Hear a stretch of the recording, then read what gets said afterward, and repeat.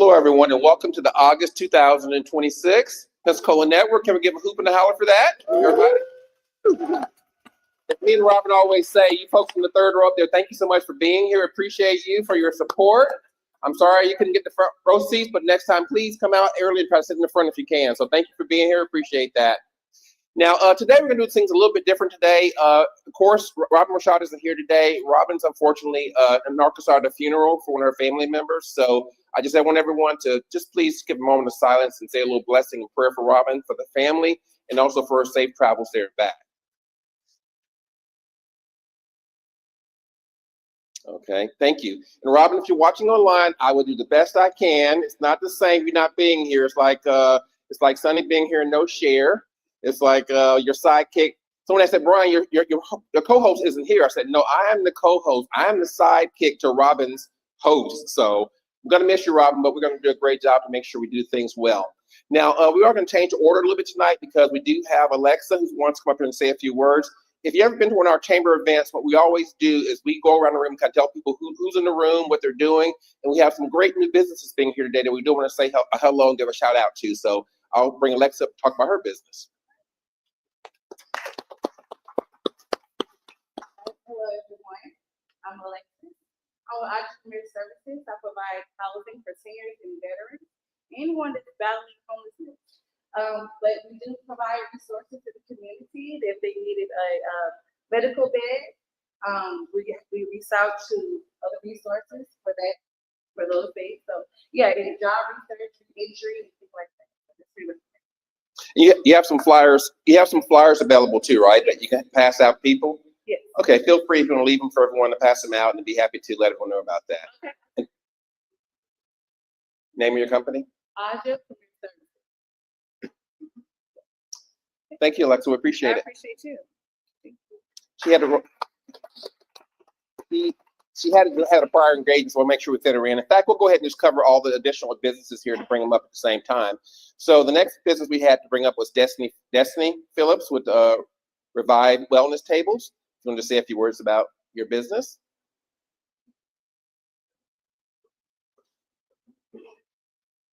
Hi. And Destiny was just informed like 5 minutes ago that she had the opportunity to come up here, so I appreciate you doing that, and we're practicing your improvisation skills. Thank you. I definitely am about to say so we're just gonna get into this real quick. Well, again, my name is Destiny Phillips, and I've been a massage therapist for 7 years, and I found a need in the community to be able to restore and maintenance massage tables in our area so that we can can ensure client safety, protect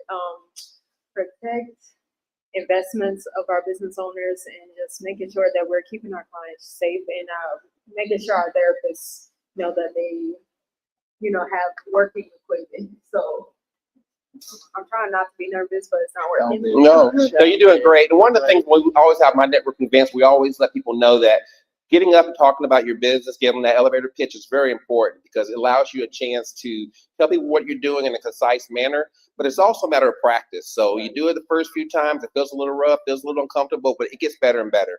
And the nice part is you're amongst family and friends. Look around this room. There's got people in this room that's going to support you and be there for you. So no need to be nervous. You're with family and friends. We're going to be here to lift you up and help you out when you need it. So just let us know what we can do. Thank you so much. I definitely appreciate it. Where are you located? Well, right now it's in the front room, but reaching out as soon as we get more clients. Right. There's been tons of businesses started in their garages that are now multi-billion-dollar businesses. So that's the way you need to go. But you have business cards handed out too as well, right? Wonderful. Thank you so much. Appreciate it, Destiny. Next we have Chesia, and I'll have you talk about your business as well. You've been here. You're a frequent flyer. You've been here all the time for us, so we appreciate you coming back again too. Thank you, Brian. Good evening. My name is Sophia with Optical Optics and Boutique. I'm a mobile optician, so I'm the first mobile optician in the Panhandle. So I come from the second part of the optical experience. After you get your exam, I will bring the frames to you, help you get styled, and I'll return to the web. 5% of all my sales go to someone in need of eyewear. Since I've been operating in June, I've been able to fit 3 people with free eyewear, and those are extreme cases. So they go to really good people. And I'm glad to be here this evening. And don't you have Lloyd Rashad has a new pair of glasses courtesy of you? Where are you? Yes. So we did try them on today, and Mr. Lloyd, if I could say, he said it was the first pair of glasses that he put on, and he was like, I can see. They don't even be adjusted or anything. I was really happy. He's not only executive producer, but he's also a model for eyewear. So I mean, you can't get any better than that. Yeah, so check out my IG. You'll see Mr. Lloyd, Pensacola's finest, being featured there. I also have a Facebook and you can go online. Thank you. Robin's gonna come home and say, "Who's that handsome man with those new glasses?" I think you got a question over here. Yes, but I will say, no veterans get free eyewear, so it definitely is not comparable to that. But the mobile service is not something I'm in network for. As far as insurance goes, so accepting TRICARE and all that, I'm out of network for that. So it would be an out-of-pocket cost for veterans. Okay. Thank you, Chassia. And if you know Chassia, she's been coming to everything. I mean, around town, she's out and about. And when she first been in her business and talked about it, I was like, I don't know anyone else that did that. And she's been in the flea market. She's been hitting the rounds with the Baptist Healthcare and other people. She's all about town. So if you know anybody who can use the services, please let her know. Is there anyone else that want to say a quick shout out? Any new folks we haven't had before? Any new folks over here? You want to say a few shout outs or anything? Come on out. And one of the reasons why we're also doing this today is because we're getting ready to end August, which is the end of National Black Business Month as well. And many people don't know that August is National Black Business Month. I saw Juanita had a little eyebrow raise, but yes, it's not advertised and promoted enough as it should be. And it's something that we definitely should have more awareness at. So I wanted to make sure we highlight any businesses in this room, and not just Black businesses, but all businesses. But please keep in mind, August is National Black Business Month to support all the businesses that we can out there. Hello, everyone. A little bit closer to Mike. I'm Jacqueline Lyons. I'm a realtor with Better Homes and Garden Management Properties, and I'm currently servicing Escaria in Santa Rosa County. Very nice. How long have you been doing it? I've been doing it for about 3 years. 3 years? You enjoying the area and everything so far? Is it commercial, residential, a little bit better? Commercial, mainly residential. Okay, great. Well, thank you. If you have any questions, please let her know. Anybody else that want to do a quick shout out? Anybody in the room that's kind of new business or revitalizing their business? We got a great crowd here tonight, so we'll go ahead and get started with the program. So first, we want to talk about any announcements. We covered some of those. I'll give some announcements for the chamber. Yesterday, we had our Pensacola Supplier Development Exchange. It was a wonderful event. We had 245 folks registered. We had folks flying from Orlando, came from Texas, came in from Louisiana. We had folks that came in across the country to come here and get a chance to do our event. We had a great turnout. We had a food truck in the parking lot providing food. Because of the weather, we had 5 food trucks planned, and we were down to 1 that showed up for 240 people to try to get food. So we were very creative. He did his job, and then about an hour later, another truck came in and helped out, and people were okay. But Florida Power and Light provided the money for it, and they wanted to make sure they were fed, and everyone was fed, and everyone was okay. But it was a challenge with the weather. I will not deny that. There was some serious bad storms hitting us yesterday around 10 o'clock. But thank you for everyone that did show up yesterday. I think everyone gained a lot from that meeting. We had a wonderful time. We are having September the 2nd, our vendor open house with the county, Escambia County, to be at the Escambia County office. Get a chance to go over to vendor offices for purchasing, talk with them, meet them, get a chance to do business with the county. And then on September the 25th, we're having How Do We Work with Local Government event with the city of Pensacola. So this event's going to focus on City of Pensacola and how you can do work with them and get your business noticed, get your business working, and gain some bids in the future. And our chamber partners a lot with those agencies because we really want to make sure the county and the city have a chance for businesses to work with them. If you were to look at the statistics, you would see a very small amount of minority and small businesses, even local businesses working with the county and the city. And we want to improve those numbers dramatically. So please get registered with the county, the city, and the state. And let's find a way to make your businesses even grow and do better. Next, we have our sponsor section. And we want to just highlight our sponsors that we have. True for Use is always an amazing sponsor up there, playing the music and running the speakers for us. And we are so grateful for their support in the community. Reverend Powell's sons have done an amazing job continuing on his legacy. If you ever came to Pensacola Network before Reverend Powell passed away last year, you would know how much that man works hard. Me and Lloyd, my brother Joe, he could work around the 3 of us together and moving things and working so hard for the community. So we really miss Reverend Powell, but thank you so much, guys, for continuing on that legacy. Next, we also had the DeVilliers Square They provide the venue for us today here, the Village Square Properties. Sterling Property Management Group is the one that handles that. Florida Power and Light has been a sponsor for the Pensacola Network for years. The Bear family helped to provide some of the beverages for us for the Pensacola Networks. We're like the Bear family as well. And all the other past sponsors that we had over the past years. We have individual sponsors and companies that supported the Pensacola Network. Now, at this time, if anybody that's new, it's the first time coming to Pensacola Network, you can just please stand. I just want to acknowledge the first timers. Any first timers? First timers back there? No first timers at all? What's the gift? Well, if Robin was here, not myself, Robin would call you virgins, and you're now no longer virgins of Pensacola Network. So that's Robin's joke, not mine. I just got to continue having it forward. In fact, I have a hard time even pronouncing and saying that without sweating. So Robin gives me a hard time. She really does call them virgins, and she has a lot of PG-13 jokes that go along with the virgin terminology. But I won't go there in honor of our FCC rating and keeping things clean for the air. Thank you so much, Fred. I appreciate that. Now, one time we had the V monologues going on, and she made me say vagina monologue so many times it was just embarrassing for her. So she finds a way to get me embarrassed, and usually I pay her back by putting on giving her a hat or some beads or something to make her look funny. So we go back and forth on that. Well, with no further ado, Lord, did I miss anything?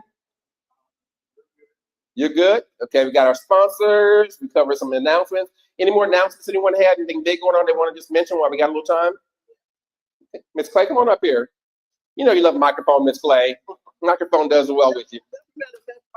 I know that they love you too, the microphones. I just want to announce that on the second Sunday in September, Alpha Kappa Alpha sorority has what we call Pink Sunday.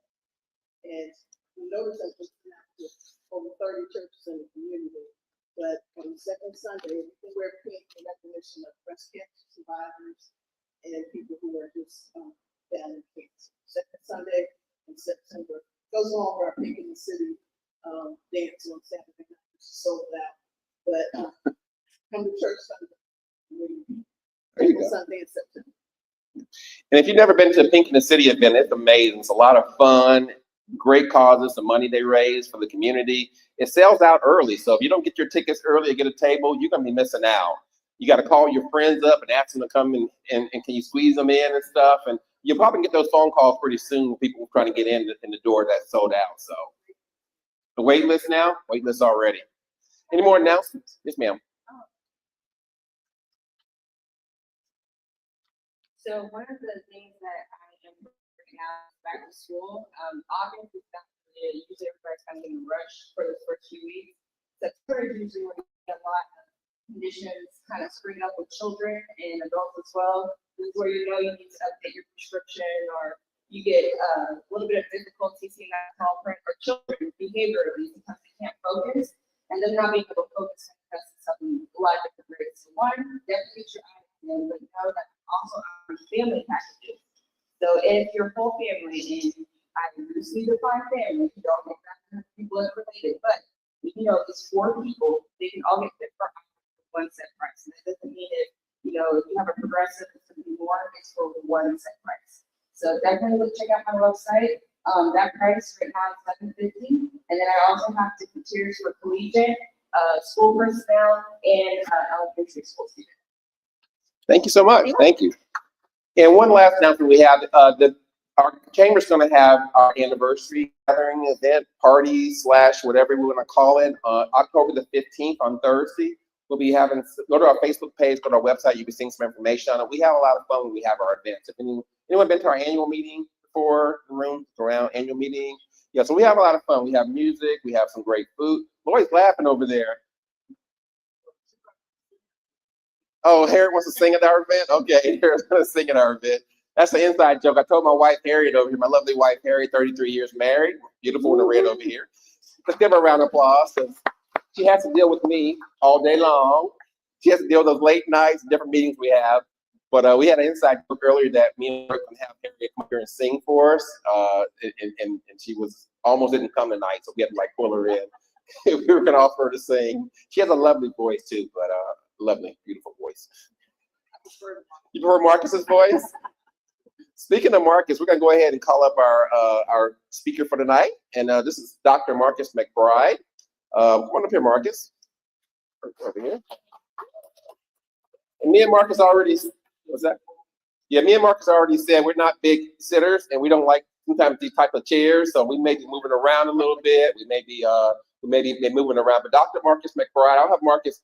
Microphone, Marcus. I'll have Marcus kind of give a little bio about himself. So Marcus, tell a little bit about yourself, kind of where you came from, where you were born, what school you went to, just a little history about you. Okay, so I am from a little town called Smith Station, Alabama. It's southeast of Auburn. I am the son of hardworking, modest people who taught me the value of work, who also taught me to appreciate people for who they are. Grateful for the opportunity that I have every day to work with children and families and help Escambia and Santa Rosa counties fulfill its mission in workforce priorities, as well as helping develop talent that's needed here for our employers. So what degrees do you have, Marcus? I thought that was an interesting story earlier.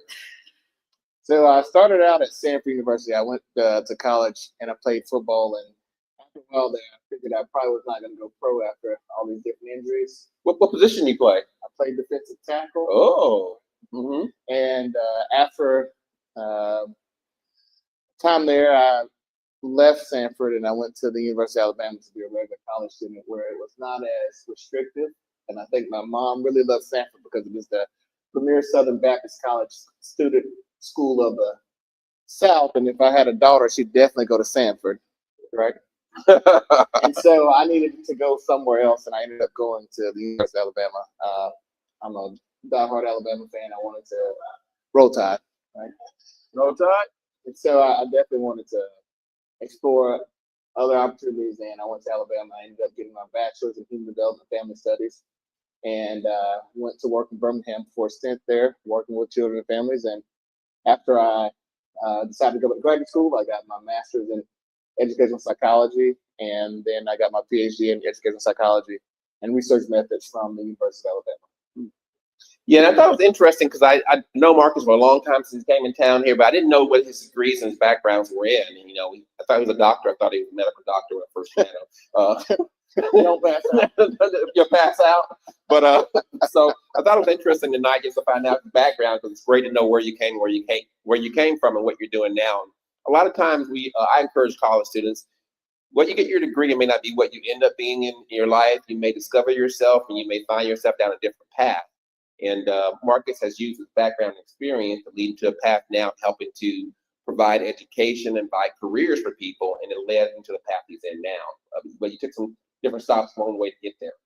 I would say that if you would ask me 10 years ago, or maybe I keep forgetting my age, if you asked me 20 years ago, exactly what I'd be doing at the age I am now, I would probably say I'd be working in the capacity where I was able to help people reach their fullest potential and making the world a better place, right? And I could not have articulated that probably when I was college age, but everything I've studied has put me in a place to be uniquely positioned to work with companies and work with people to make sure that I can leave the world a little bit better than I found it, because you cannot live without a job. You cannot live without taking care of yourself. And one thing I try to make sure that I'm able to talk to the people that I work with every day is that it's so important of the how you do things. And I mean, a lot of people are trying to reach their fullest potential and they need a little help, and they've been to places and doors are closed, and they may be a little down and out. They may be burdened with a lot of things that happen in life, but you cannot go wrong with treating people right and helping them get to the next space. So I'm grateful for the people that I work with, and I'm grateful for the stops along the way that have put me in a place where I'm able to do this every day. Now, Marcus is a very humble guy, and he would never talk about these things initially, but I'm just going to, let you know, because it's a part of the education process. How many staff members do you have working for you currently, Marcus? So working with you, part of your team?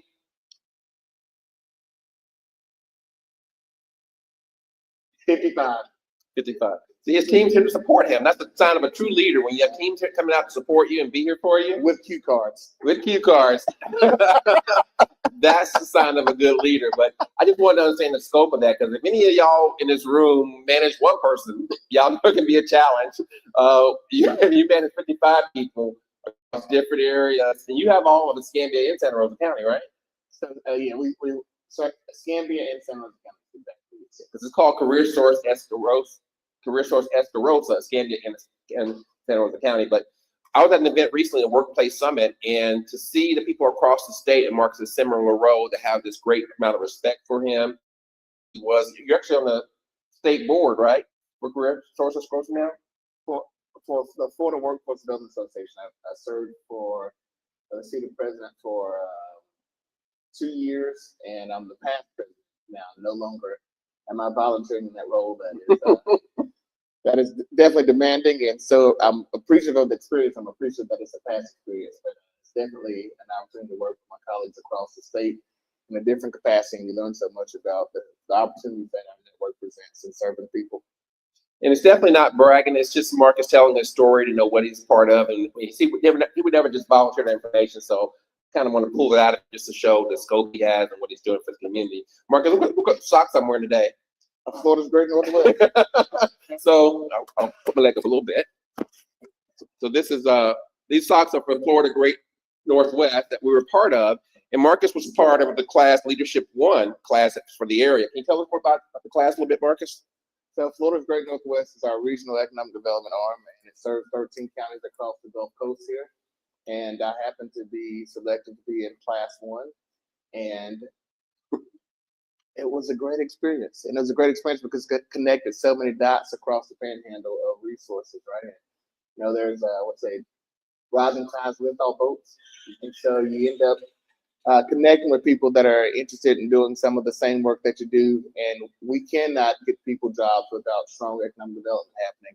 And the role of Florida's Great Northwest is to be that economic development arm across the panhandle. And they work with every community across the panhandle, the 13 county panhandle, to recruit industries such as those that have come to Pensacola and develop their new work home, and thus giving our community residents a place to work.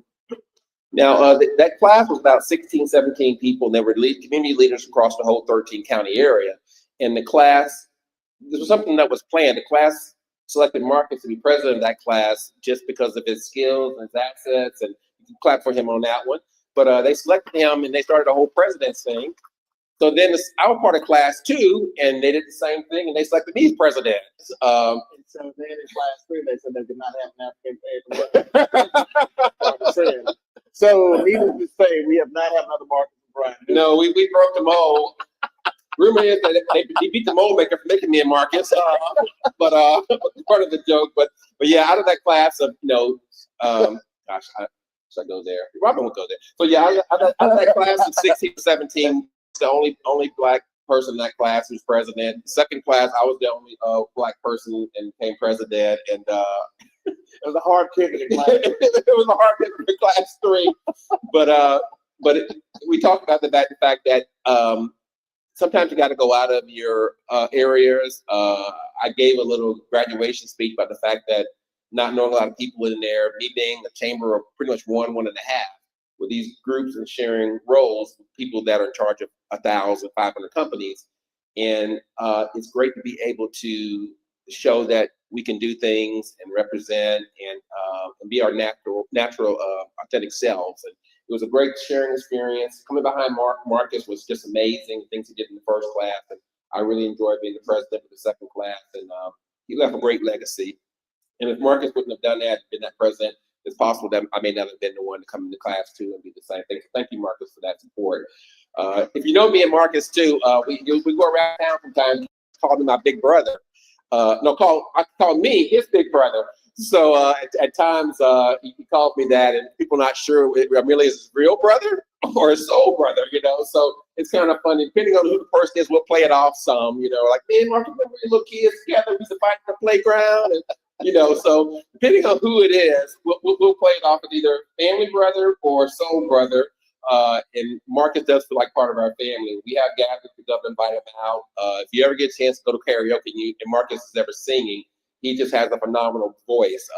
He can officiate the wedding, and then he can sing in the wedding, and he can outdance anybody at the wedding. And keep the party going. And keep the party going. He's even with those football knees, he can do the wobble like anybody else. So you ever see Marcus outside, he's a fun person to be around, and it's good to show CEOs and leaders having fun and not just being all stingy, all kind of stuffy and all everything else. So Marcus is definitely that person. Now, I did have a couple of questions I did want to ask you, Marcus. These are courtesy of my lovely wife, Erin. Robin, go there. Robin, go there. Yeah. It's like I always ask myself, Robin, go there. She will. We'll tell the truth. So me and Harriet, personality styles are quite different. When Harriet does speeches, everybody in the house, even the goldfish, can know what she's going to say at the speech. Because she's going to practice for 2 weeks. She's going to prepare it. She's going to put the pauses in there. It's just amazing when she speaks because she has it so laid out and so smooth. Harriet actually asked today, Brian, are you dyslexic? Because I can't read a speech off. And Lord knows this too. I've read how to read speeches off before different events, and I just can't read it off the paper very well at all. And I have to improvise. So Harriet will always say, Brian, you getting ready for Marcus interview? I'm like, yeah. He said, what kind of questions are you going to answer? I said, I don't have the question. I'm just going to roll with it. She goes, no, you're not going to roll with it. You can't bring Marcus up here and just roll with some questions. So thank you, Harriet. Yeah. So because I'll get like Robert, and I'll just kind of roll with it. That spouse list, you have, one of these sides. Lloyd has asked Robin to prepare things quite early in the week, and Robin will roll right here about 6:15, and she'll change it all around, So, and Harriet's the same way. We're wanting to prepare, and me and Robin, we kind of like off the cuff people. So anyway, so Harriet, she went on AI. She put Mark's skill set in there. She goes to the position. She pulled the questions down. She narrowed them down from like 50 to like these top 7 questions. And I'm sitting there going, oh my gosh, that's how people do it, So anyway, Harriet has some great questions for Marcus that she pulled, and she did a great job narrowing down and sorting through them. So I love you, babe. Thank you. Robin, I love Harriet. Just a reminder. So the first question was Robert. The question for Marcus is, if you look 5 years down the road, what do you believe Northwest Florida's workforce needs to look like? And what do we need to start doing differently today to get there? So 5 years down the road, Northwest Florida's workforce, what will it look like? When I think of the numbers of the employed, unemployed, and underemployed, what I would hope what it would look like is that we have more people gainfully employed, working in sectors that are high skill and high wage, in communities that are typically not getting those jobs and those wages. And we hear them called pockets of poverty. We hear them called different sectors of town. And honestly, the town that the places and spaces that have not seen industry and been welcomed with open arms of economic development have had some disadvantages. And I hope in 5 years that we see that the workforce and the disparity of income is not what it is right now. And I also hope that as we see Verdun grow, we see American Magic thrive, and we see Field International, these companies that have just come here, as they employ people in the Pensacola area, that we see that their workforce is diverse, we see that the workforce is making high wages, and that we have a pipeline of talent, because not only are we producing great products in the shipbuilding world, we're also producing a great company culture that treats our families right, that treats people right, and people want to work there and they grow and develop beyond just one generation, and that they don't leave Pensacola because we continue to build great products and we develop that talent, and it yields the great wages and experience that people want to work there and they enjoy their job and they're gainfully employed. Yeah, great answer. Now, I know you were recording earlier, so I just wanted to let you know, because I did forget earlier, our sponsors, WBQP. Vernon, Mr. Vernon, can you wave at us over here? There he is. That peace sign there, very good. But Mr. Vernon and Vernon Jr., they've been recording and providing the video streams for this for years, and we appreciate you being here and doing that. So if you ever want to go look at the information later again, or look at the look at the streams. You can go see the information. Lloyd, you're also streaming as well, right, on Facebook or? Our executive producer, Lloyd, so he's streaming it on Facebook, YouTube, all over the place. So there's ways to go back and look at some of these stories and information later. You want to give a shout out to your team real fast, Marcus? I will. Are you here? And sometimes I pay people to follow me and take videos and things like I'm very important, right? But you know, they're being paid by me. But no, Chad is he is my communications director, and I work with Chad. I work with Dr. Smith. I will always work with the lovely Miss Sims back there. She's always part of the family. She was at CareerSource, EscaRosa. She grew into other spaces. We have Miss Betty in the back here that handles all things employment related. She's a jack of all trades. And Gloria Clay, she's in our Milton office and part of our welfare transition and SNAP team. And yeah, that's it. Good deal. Give a round of applause.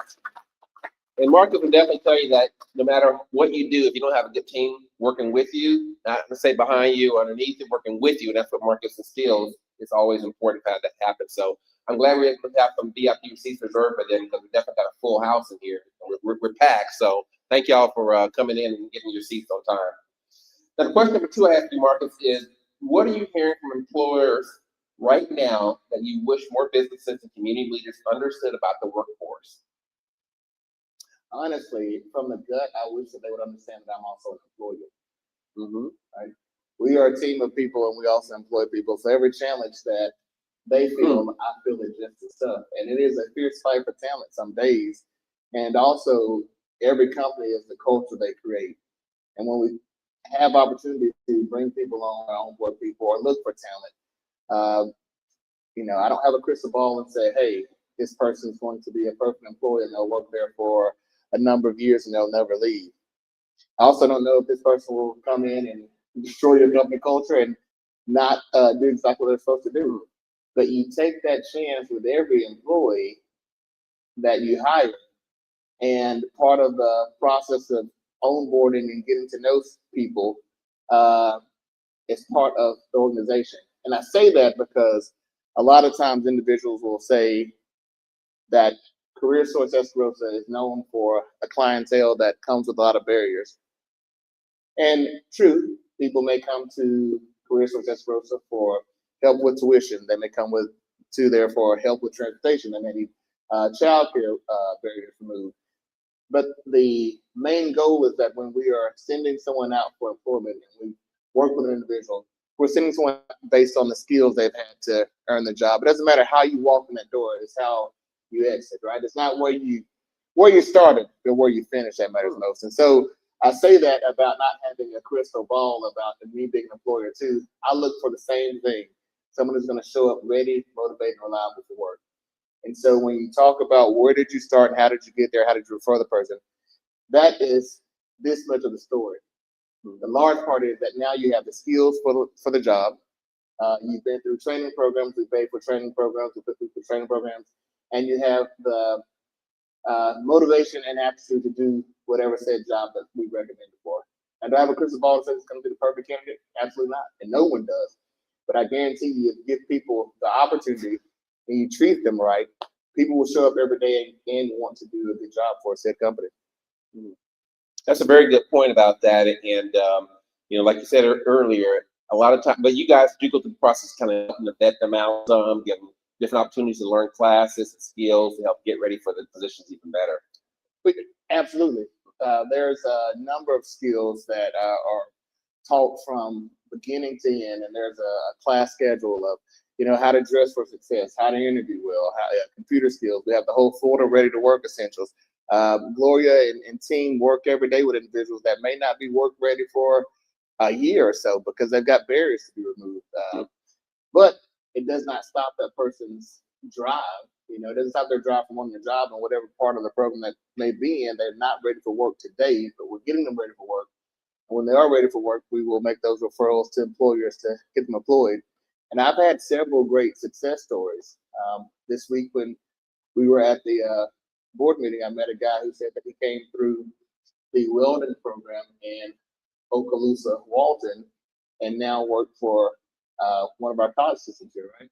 I was at another place and their CFO came through the welfare transition program, right? I think it's good workforce, right? So it's not about where you start, it's about where you finish. And there's so many people that are interested in making sure that when they do use programs for training or for to better themselves, that they're interested in making a livable wage and to take care of their families. And I see that more than I see the opposite of people coming in to take advantage of the system. I see more people interested in upskilling and bettering themselves. And the story is that we have so many people that should not be in a space to look for resources. But the reality is, that life happens. And when life is happening, hopefully, just like we are today, you say that never happens to you. I said, well, keep living. It may not happen to you, but you have family that things happen to. So always remember it's about how you treat people. And when life happens, that we're always able to throw that life raft, people land back upside right and step forward and live their best life. Thank you, Marcus. That's great. If you see me look down my phone some, it's because I'm checking to make sure Robin's not like sending me a message saying, Brian, what the world are you doing in my show? So I'm checking to make sure she's not texting me with some kind of constructive feedback. So I check down my phone a little bit. I think Harris stuck in a question here for Lloyd too, a little bit, with Lloyd's influence.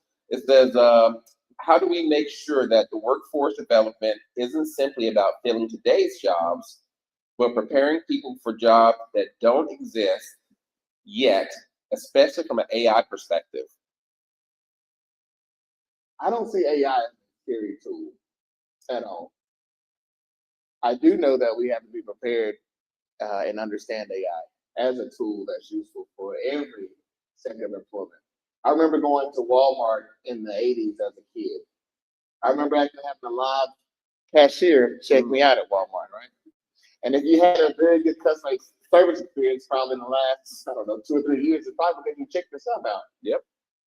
Not saying that it's bad customer service, but I'm saying that because you've had to check yourself out because of the process of automation. Now, automation has probably been more fearful for me as a point that because if you don't get behind one part of it, it's easy to automate those jobs that are lower skilled and lower wage. And the people who tend to have those jobs are those who are doing the hardest work, but then it comes in and is replaceable so easy because they're automated. So I said all that to say about AI. I think we have to embrace AI. One, learn more about it and don't operate in fear. It could be one of the greatest tools to help you. And I think every disclaimer says this was artificially generated. Please do, fact check. Well, common sense will tell you to fact check, right? Hopefully that you never take anything 100% that you get off Google or the internet or Wikipedia or any of those things, right?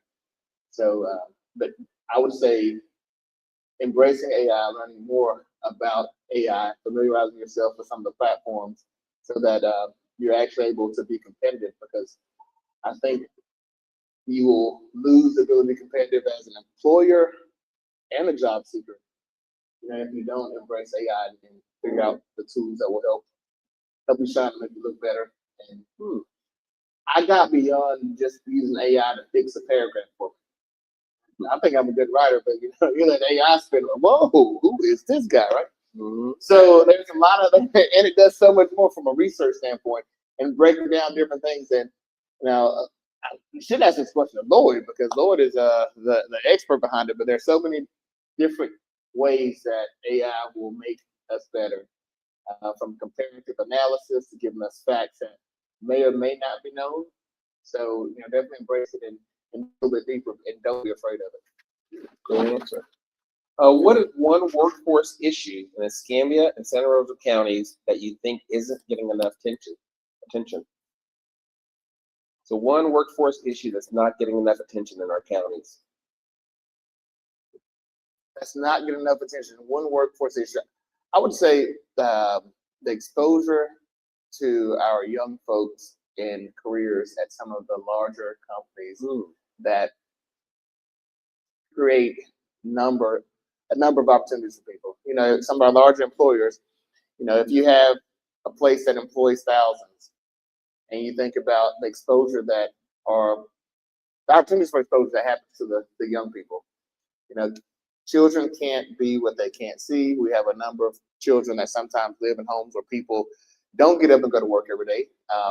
And the opportunity to develop a talent or a skill or a passion for something has to sometimes be created outside of the home. And I wish we had more companies that were opening their doors to our youth for hands-on experiences, for work experience, just for tours. And it seems that it's harder to have that door open for some of those opportunities. And I wish that exposure at an early age of saying, hey, you have these great opportunities in your hometown or where you call home existed, and there was more of that. What are your thoughts about soft skills? I know it's been mentioned a lot of times with technology and with kids going through kind of the COVID phase and things and being more home and virtual type things. Do you think some of the soft skills are being missed from some of the more recent job seekers? Yes, and I think generationally there's a lot of differences in what people would consider those essential soft skills and what people are, what's acceptable. I think it's very different. I think it's generational. I think, you know, a yes sir or yes ma'am or no sir, no ma'am, what someone would say was an essential skill of respect, and then later maybe not, you know, you can have multiple conversations about this, and then other people would say that's not an essential skill, and there's also ageism in the workplace. Yes. And then so there's so many, and what is, this is a very, very great question. And I think it hits to the point of generational, different generations working the workforce. And it also hits to the point of an essential skill of being on time. Everybody wants an employee who shows up on time. They're dependable, and they're also able to have great customer service skills. Right? Mm-hmm. That's me, you know, the welcoming in, how you welcome people, how do you show up at work, you're there, you have a great attitude. Yes, conflict resolution, you don't handle things in the job place like you would at home with your brother or your sister, right? Mm-hmm. Those are essential skills. And there's a great deal of differences that have happened across the generations of what an example.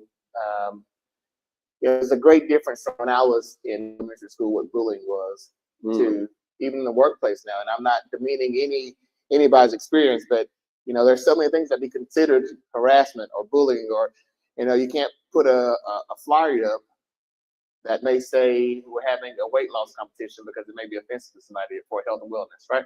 An example of how slightly things could be taken out of context that are intent to mean well. So there's definitely a different experience in the workplace when it comes to protecting the company and the culture and being mindful of so many different things. And I think it is definitely generational. You know, if you had a room full of boomers and a room full of Gen Xers, right? Well, the room will probably not stay cohesive very longer if you don't have the proper skills of how do you teach people how to work together, right? Because you have a very different expectation. And you have one group that says you show up, you're supposed to do, you listen to your boss, and you have another group that says, well, I want vacation time, I want a napping pod, and I want 4 15-minute breaks every hour when I don't feel well, right? And it's more on, you know, the connectivity to maybe purpose, passion, opposed to this is a workplace and I'm working to feed my family. So great question. And I don't know if I answered it, but I had a lot of opinions on it. No, you did a good job. You did a good job answering it. Northwest Florida has incredible assets from healthcare and education to defense, tourism, logistics, and manufacturing. Where do you see the greatest opportunity for your region, our region, to create a higher wage, sustainable careers? I think the future is plentiful, but I see advanced manufacturing as being a win. When I think of what's happening down here at the port and the thousands of jobs coming, the ability to grab a credential to end up in a 6-figure salary role with said credential is life-changing. It's very much life-changing, and you know, no discredit to healthcare or to finance or to hospitality, but advanced manufacturing, CNC, welders, that space is not going anywhere. And I think for a long time, people attempted to make that level of work, what was identified as blue collar or labor intensive, as something that was not appreciative or not something to be desired, right? And I know a lot of people that have college degrees, advanced degrees, that are baristas at Starbucks with said degrees, right? Not knocking Starbucks or anything, but if it does not create a high wage and a high skill, I have a cousin, love him to death, and if you're watching this, I love you, Jared. But he, he went to a great institution and he had a great major and loved it, right? And the philosophy does not end in high skill, high wage employment, right? And so there's so many different things that we need to make sure that our children hear, and that mentorship is so important about how do you connect to high skill, high wage employment, right? It's not always about a 4-year degree. I'm not knocking education. Clearly, I believe in it. It's worked wonders for me, but it's also not the path that everybody has to take. And you definitely don't have to go and take out tons of student loans in debt to get a great job and have a great opportunity. That's a great answer. I know back in my IT days, we had a person come in and speak to us. He was a captain of a submarine. And he said that one of the biggest things that they would cause problems on, if the sewage system backed up in that submarine, they would have to surface and find a way to get taken care of. And those guys that were working in the sewage and the treatment of those submarines were the most important people, because they can get other technical issues, but you can't get around sewage. One of the big strikes we had, Civil War days, was when the sanitation workers struck, and the trash was piling up on the streets in the city. And because that took place, it invoked change, because they couldn't deal with not having the garbage man that was considered the lowest person on the chain of careers. But without that person, it stopped the whole city. It changed the way we looked at things, because their job is really important. So never underestimate the jobs that people do that you mentioned earlier, that are there to help service people and be great careers for people. It could be a starting point. It could be where they want to be at. So definitely, that's a wonderful point about that. About education is wonderful, but it isn't for everybody. It's finding your niche, finding your passion, and being able to excel in that role. Looks like the banana pudding's got here, so I won't be too much longer, because I've seen some folks hold back their family and friends for banana pudding. I've seen some of y'all put the Go Cups banana pudding, before the other ones eat, and stuff. So I don't want to hold back too much longer here, Marcus. I don't want to put Marcus on the hot seat too much longer, but another question or two if we can. Actually, let's go ahead and ask some questions for the crowd first. See if anyone has some questions in the crowd. Any questions for Marcus? This is a great opportunity to talk head to head with Marcus and provide some answers for those things. Here you go, Marcus. I'll give you that back.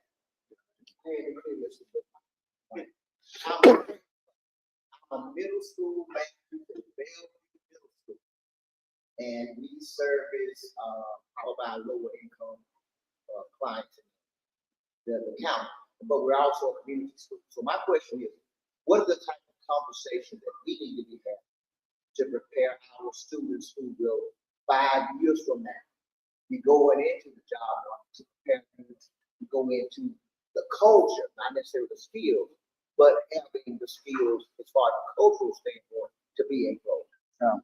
And so 5th grade, 8th grade, 7th and 8th grade. And this is the school system and teachers. Teachers are the greatest producers of the workforce. And I remember years ago, I was at a conference, I was speaking to educators and connecting it. One important dot is the job that you do is the greatest job of producing the workforce for tomorrow. Thank you. And what would I say would be the best recourse for preparing them for the culture of the workforce, right? I would say this is never going to change, and it's to be coachable, right? Be coachable, because intelligence is not fixed. You can learn and you can keep learning, right? But I would say if you have an attitude where you're not coachable and you can't be coached and nobody can tell you anything, you probably can't work in many places. And soft skills are essential skills alone, but your attitude is everything. And if you're not able to be coached, nobody can help you get from point A to point B. No one's perfect. I'm not perfect, and I'm grateful for the people who are able to show me my blind spots. But if you're not coachable, And if you can't take criticism, then you won't be prepared for not only the workforce, but success in life. So I think that is the biggest takeaway from helping a young student be prepared for the workforce in any company culture, is to be coachable. Chad, you want to walk around and ask the question? And Robin Rashad, I am coachable. I can take criticism. So if my hosting skills is not up to par, please let me know. I love working with you, and I don't want you to get rid of me, Robin. I need this job. I need to bring home some money and some experience, my wife. So please don't get rid of me, Robin. I'm trying the best I can. Thank you, Robin. Thank you, Marcus, for being here. You brought up two things. You mentioned the importance of perhaps industry trying to reach out to some of our youth and make that connection. I was wondering if there, and you also mentioned how important where you see the future of manufacturing jobs. They can really be transformative and maybe even more so than some of the college career jobs. Are there any initiatives to bridge those two? Looking at, we know college isn't for everyone. There's a lot of great jobs out there that blue collar manufacturing pay very well. How can we bridge that with some of our youth to show them that these jobs are equally essential as some of the college jobs? And probably about 10 years ago, when I was back in Georgia, one of the pushes was, how do we make advanced manufacturing sexy again? She used that term, right? I didn't, but that was one of the terms because it had not been appealing or attractive to young generations. Oh, you don't want to work hard, or you don't want to do this. But yes, there's been strides. Yesterday or this week, I actually had a great conversation with one of Verdon. Mark Scott said, I heard your comment about the youth and exposure. Said, I want to talk about the summer program and about exposure, right? So the interest is there. And they also had, a few great success stories within American Magic of them working with some of the youth that are in some of our programs now. So we need more of that.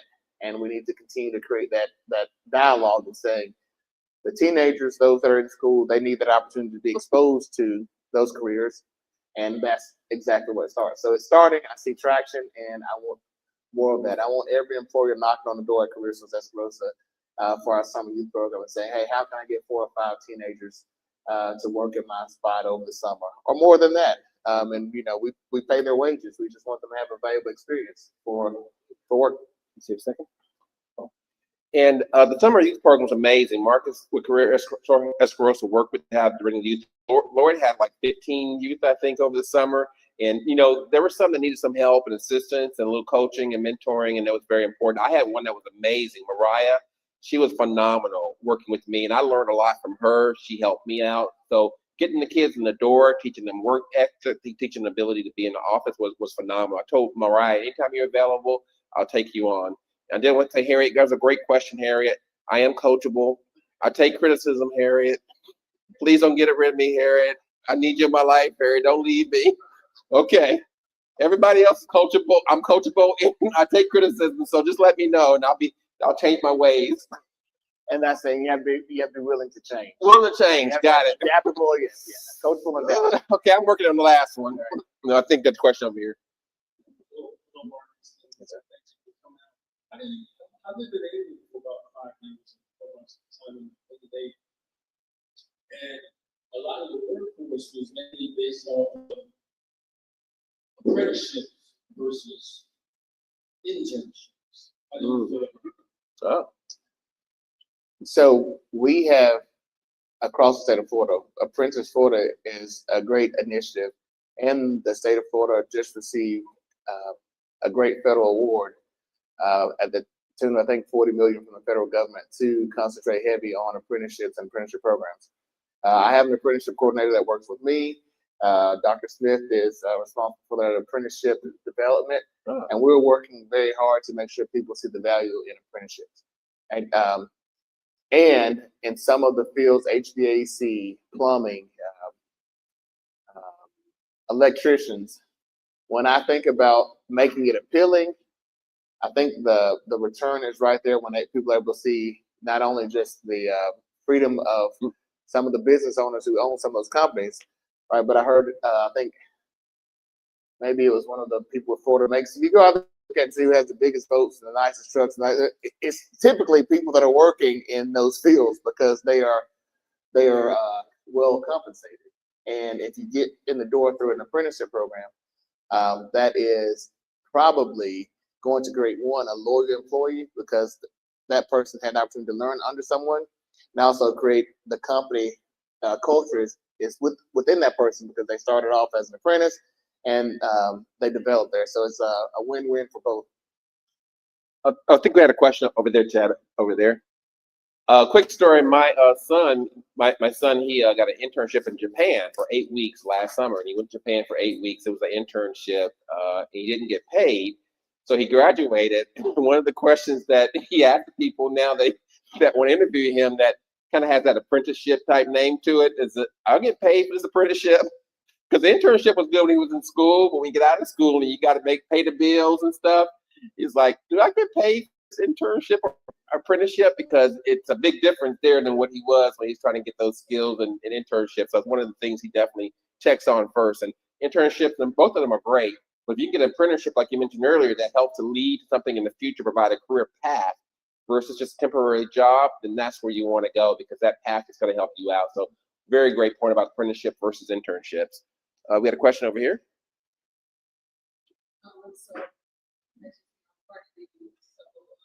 My major question is what would be the shift about us being in the job at this new world where things are not like how we used to be, everything's so changing? What would be your advice? So I had a conversation with a friend the other day about what was your first starting wage. Right? $4.25, right? $4.25 an hour. And I remember $4.25 an hour, and I remember that distinctly because that was the first paycheck that I brought home. It says hourly wage, whatever, how many hours times $4.25. And so you have to start somewhere. Not saying that you ever sell yourself or your skills short, but 9 times out of 10 when I'm having conversations about the reality of the employment world and employment, that there is the expectation that you walk in the door with a 6-figure salary with a window overlooking the ocean. And so the advice that I would give, right, start somewhere for experience. Right? Experience is so valuable because whether you count it as being good or bad, you walk away with a lesson. And that lesson is what provides the next spot for decision making, being prepared for the job, and being know how to develop and get to that space where you want that big window and the 6-figure salary. You have to be willing to start somewhere, right? That would be that's my advice. You're welcome. So Marcus, I do have a question for you guys about how do we help them, and how do we help something? Oh, there you go. So how do we help us help them? So if you don't serve as a mentor, now, if you're not a mentor, and I go in places, I leave my cards at barbershops. I leave them in places. Sometimes people walk into the resource room and say, my uncle works here, and I think they would say, how many nephews do you have? I'll welcome it as long as it comes, right? Because the ability to be a mentor, and especially to connect with someone who I can remind them of themselves and they can see themselves as me, is a story in itself of saying, hey, let me be a resource. A lot of times you don't have the ability to pick up the phone and say, let me call my uncle who is the CEO at CareerSource EscaRosa, right? But if I can empower someone to have that and saying, if I'm looking for a job or I need a job, I know who to call, I want to be that guy. So I have a ton of nephews that walk in the building and I leave my cards anywhere. So how do we help us to help them? Be willing to be patient with people and be willing to meet people where they are, and also be willing to serve as a mentor. It doesn't mean that you have everything lined up. But I've made a lot of mistakes in life, and there's a mistakes for rent you pay for living. I've learned a little bit, so if I can save you a mistake, my goal is to how I help prevent that. So I would say being a mentor, Mr. Davis. Everybody's done? Oh, no. Thank you. So then, to continue with what you were talking about apprenticeships, why don't you share your vision for what you see for CareerSource EscaRosa for apprenticeships on how to share where you see CareerSource EscaRosa being the leader in apprenticeships across the state and the 130 apprentices that you are tasked with having over the next 5 years. It's 138, 138. So it's down. Okay, all right. So I love to see doctors fight at each other. This is it's no fight. correction. We have the same goal. When he wins, I win. When I win, he wins. So and we're tasked with creating 138. They have 8 now. So the apprenticeship push is something that is happening across the state of Florida, saying that every workforce board has a duty to develop apprentices in their area. And right now, Dr. Smith is tasked with working with the team to create more apprentice opportunities across our 2-county region. And I see CareerSource EscaRosa as serving as the sponsor for multiple apprenticeship programs. And I see us using a braided funding approach with private and paid partnership to make sure that we can offer companies leverage to offset budgets for creating and working with us in apprenticeship programs, and keeping keeping the longevity of the program alive by it being a dangling carrot for the employer and the apprentice. And that is what I see for CareerSource EscaRosa. Did I leave anything out, Dr. Smith? Got it. Repeat. And Dr. Smith and team are actually starting a cybersecurity apprenticeship later this year. And because I work with such great people, they just feed me information. That is the beauty of a team. I don't do everything, but I have some great people that work with me that are doing great things. So thank you, sir, for that reminder. And so if you're interested in cybersecurity and the apprenticeship program, see Dr. Smith.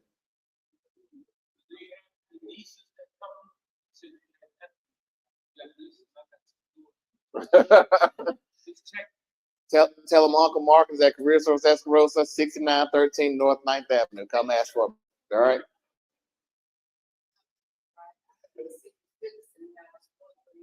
No way. I don't believe that. No.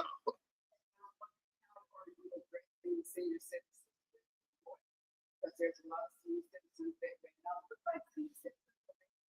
They may be well versed or be very educated. And how are they not being left behind or left out? I know it's we have a silver program. Okay. We do. So we have the CSEP program and NCBA National Caucus for NCBA Black Age, right? All right. So that is our senior citizen program, and we have multiple opportunities, and actually some of the best employees with the best work ethic have come through that program.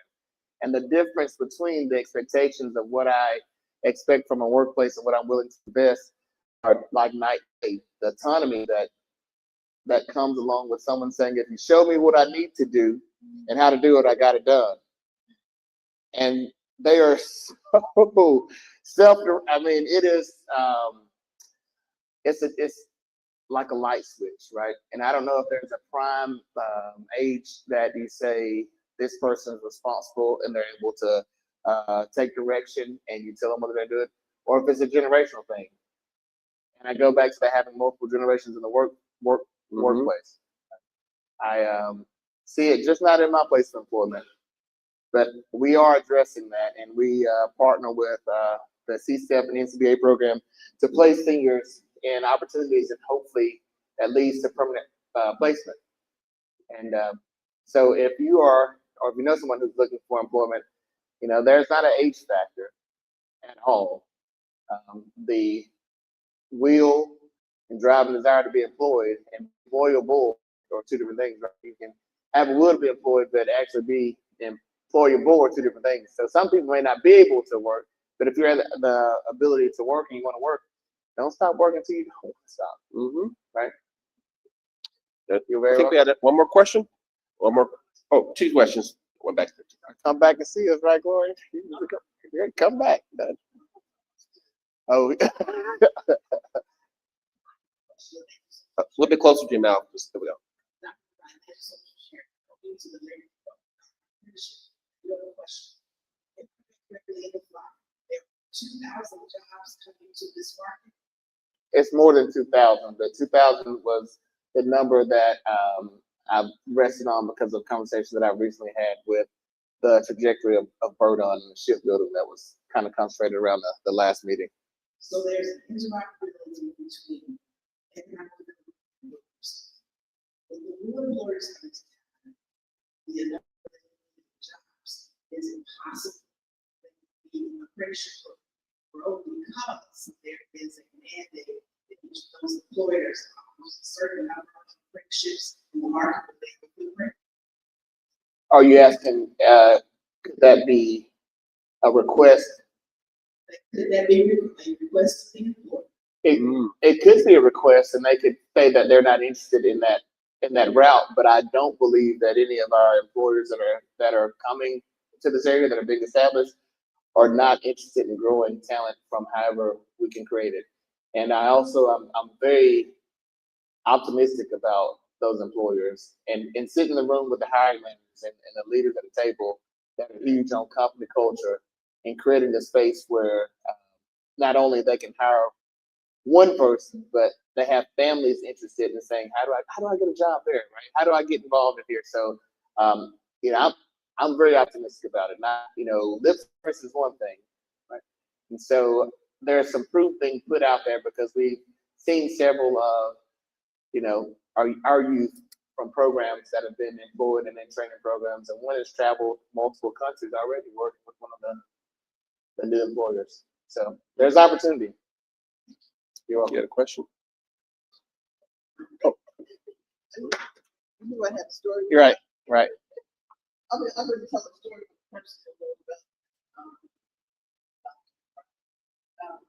about 6 years ago, we had first come.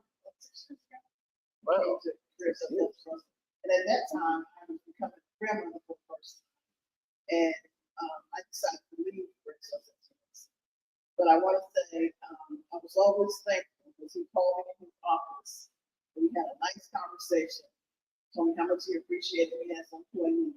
He told me if you ever want to come back, you can come back. You can always come back home. Always come back home. He gave me a nice send off. And guess what? Fast forward, I'm back. He accepted me back. And I'm back. Woo! 4 years now, I'm back.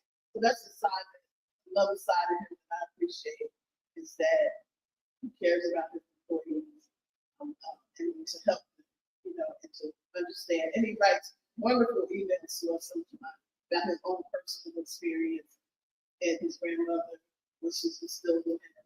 And I appreciate it. Those are not AI generated. Very nice. Gotta give it next mic. Thank you, Jordan. Hey, Lloyd, how are we doing on time? After Harry? Okay. After Harry, we wrap it up. And Lloyd, I am coachable. I am adaptable. And I can change my ways. I'm accepting the criticism. Please let me know how I can do things that way. Thank you. That is such a beautiful story. Because I'm seeing more companies now. The first interview is actually with AI, including my number. So is that something that you're training the workforce to be able to have an interview with the AI tools to be able to get to, I guess, the real interview? But many companies are using AI tools to screen people, and that can be really difficult, especially if you're not used to interviewing. Can I phone a friend? Who's that? Dr. Smith? Come on up. You come up with Dr. Smith. They give me way too much credit sometimes. We got to put you on camera. We got to have you on camera up here. Face the radio. Come on up here. One of the biggest things that we do is before somebody can make. Thank you so much. Through the application process. So one of the tools that we use is we evaluate people's resumes through AI tools and run them through simulated ATS systems, the tracking system. So we use that. And then we also have a series of workshops that are designed to help people through the entire phase of the interview process, from looking for a job to dressing for success to the various interviews, whether they be virtual hands-on panel interviews, because that's one of the biggest things now. Is 20 years ago, you would just do a one-on-one interview, but now it's a panel interview. So we train people on, here are the ways you do that, here are some nuances. And to one of the other questions, we also have a special workshop on those soft skills on how to keep a job. It's one thing to get a job, but how do you keep a job? And that's where we take people through that entire life cycle of employment. And we offer it every single week at our Pensacola location. So we're always open to feedback for how can we better serve our community, because that's what we're here for. If you have an idea on how we can better serve, we'll find a way to implement it. Because our job is strictly to help people get jobs in our community. Thank you. Good job. And we've noticed those same things. Some of our sons going through a lot of interview process looking for a job. And he mentioned the panel discussions, the AI thing. So it's a reality that we're going up against with that. Well, I know, get a photo, Marcus. So Lloyd, we're gonna, so Marcus says, thank you so much, Marcus, for doing a great interview, answering great questions, being transparent, being open, all the great testimonials about your leadership. We really appreciate it, and we're so welcome and happy to have you in the area. So thank you for being here tonight. We appreciate it. Thank you for the invitation.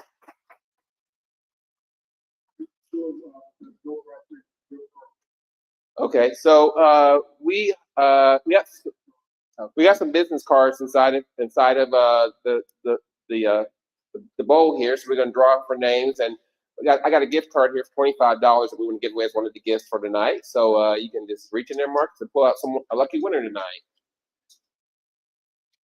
Wow. Let's see.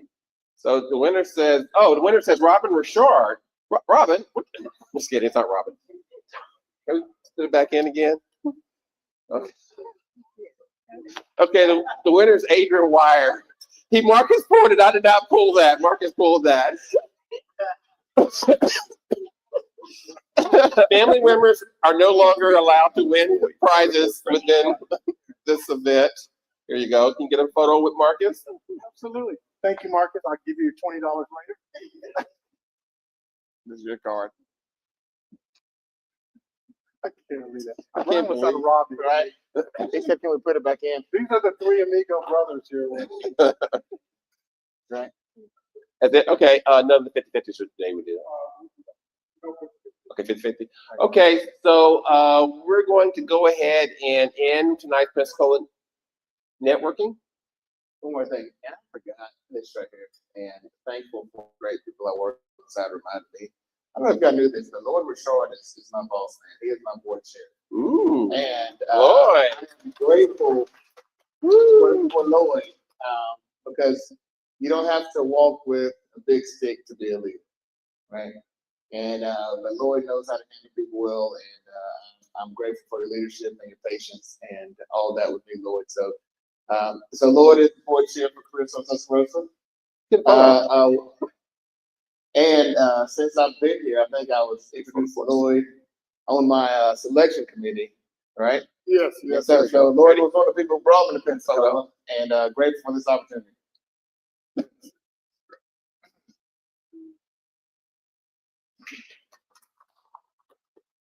Anything else for Lloyd? Anything else for Lloyd? You want to say anything, Lloyd, yourself? Yes, as you all know, the Chris, we love workforce change.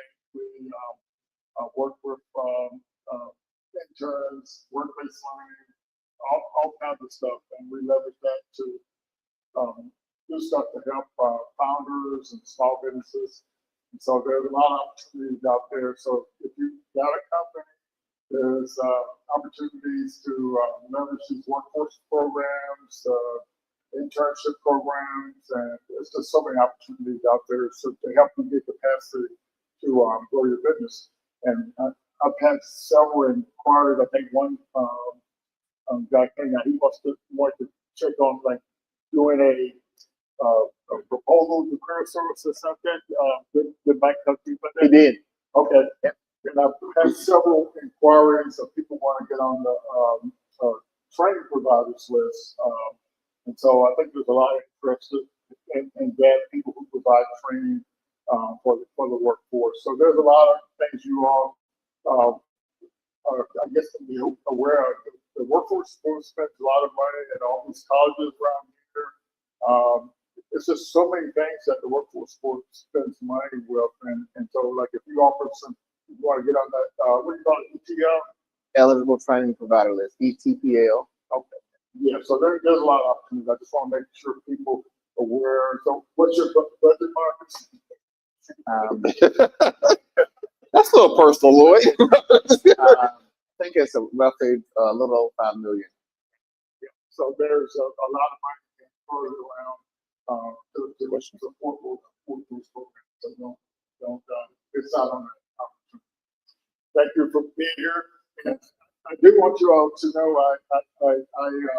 Robin couldn't be here, so she always responsible for the speakers. So she told me before she left she wanted Brian and I to take care of the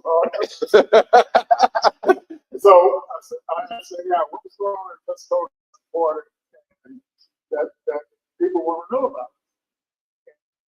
Yes, the first number one recommendation was Dr. McBride.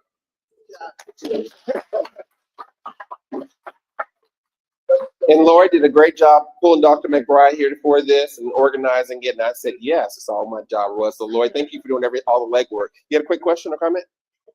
Come on. Come on, get in front of camera. We'd love to have people on camera. Thank You you. can get right here. Slide on over. There you go. Thank you, sir. You're welcome. I just want you to plug I-10 Wire. We are so appreciative of the little bit influence closer. that CareerSource EscaRosa has had upon I-10 Wire, which began back in 2016.